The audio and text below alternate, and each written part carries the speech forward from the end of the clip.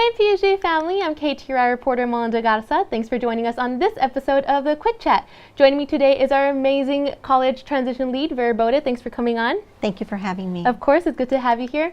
Okay, so today we're going to be talking about the FAFSA verification process, but first, a little backstory.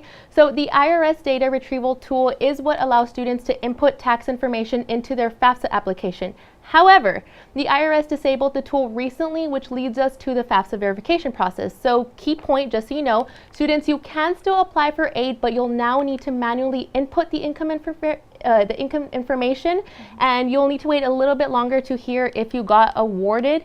So Ms. Boda, can you first explain what the FAFSA verification process is? Yes, well, when students complete their FAFSA application, some are randomly selected for a process called verification, and then there's also some triggers that could cause a student to be selected for verification, such as putting in a wrong date of birth, a wrong social security number, not putting any income information. Those are some of the triggers that could cause a student to be selected for verification.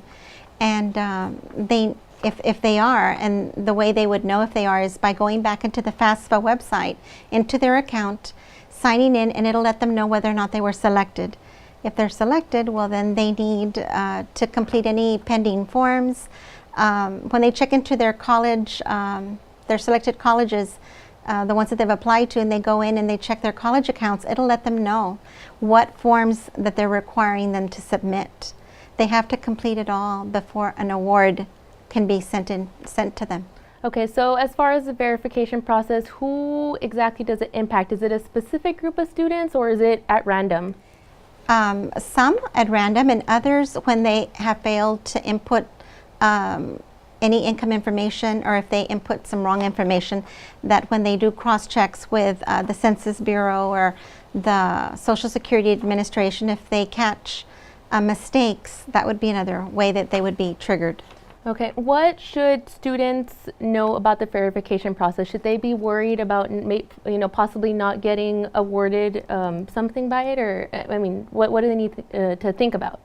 Well, it's important that they realize that the financial aid process is not complete until they check and make sure, find out whether or not they've been selected for verification, because if they are, not until everything is submitted that's required of them will they be able to be awarded. So they need to stay on top of it. They need to make sure that anything that's being asked of them is submitted, because they won't get any money until it's completed. Okay, and so what do they actually need to do if they are selected for verification process? Is there, a timeline or a deadline that they need to get everything done by? Good question. It's the sooner they can find out, the sooner they go in and check and find out if they are selected, the sooner they submit everything that's being asked of them, the sooner that they're going to get the money, their money. Colleges, as they're receiving information, they stamp date it and they get put in a stack. So they're not going to go through that stack, or their information won't be reviewed until they are able to go through all of the forms. So the sooner they submit it, the sooner the college will review and assess it, and then mail them an award letter or send it electronically.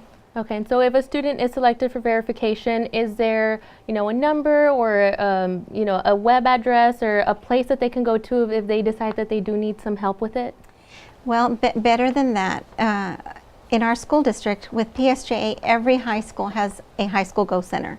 So all of our high school students, our seniors, are able to go to the Go Center and get wonderful help from their financial aid officers, from their Advice Texas mentors, or their high school G-Force.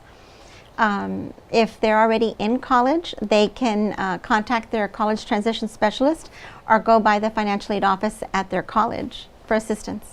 Okay, so is there anything that a student can do on their part to maybe, try to prevent themselves from needing to go through that verification process? Well, they need to double check their information before they click submit. They need to double check to make sure that they entered their dates of birth correctly, their social security information correctly. Never leave any income questions blank. Before, when the IRS data retrieval tool was working, there was less students being selected for verification. But with it not working, with them having to manually input the information now, the number of students being selected is going to go up. a lot. So that's why we were concerned, and we were hoping that we would be able to speak to you about that today. Okay, so is there anything else you'd like to add? Just, I think it's so important that our college students check, our future college students check their email frequently, their college email. They need to check, go into their accounts that the colleges have set up for them when they applied, and make sure that nothing's pending. You know, a lot of times they get busy and they forget, they don't realize it's important, and they get used to just checking one email address. They need to check their college email address, email account as well. Okay, well thank you, Ms. Boda, for all this information.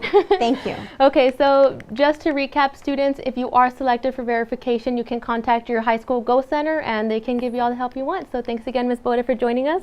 Thank you for having me. Of course, and to you, PSJ family, for tuning in. Until next time.